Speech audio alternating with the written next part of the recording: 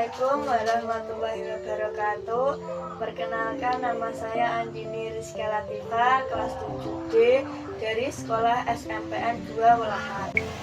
Kali ini saya akan membuat mini vlog tentang cara membuat obat batuk alami.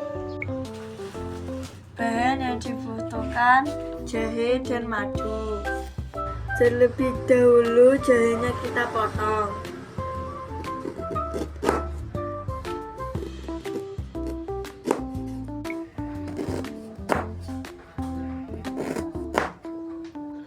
Tuangkan air segelas dan jahe. Kita tunggu sampai mendidih. Setelah mendidih, kita matikan kompornya dulu. Kita tuang dan saring.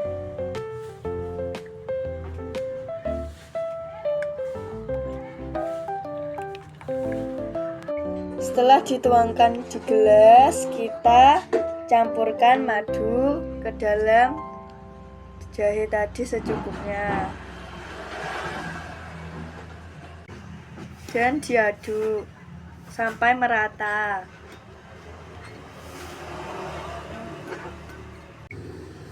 Saya coba ya. Segar di tenggorokan. Selamat mencoba. Wassalamualaikum warahmatullahi wabarakatuh.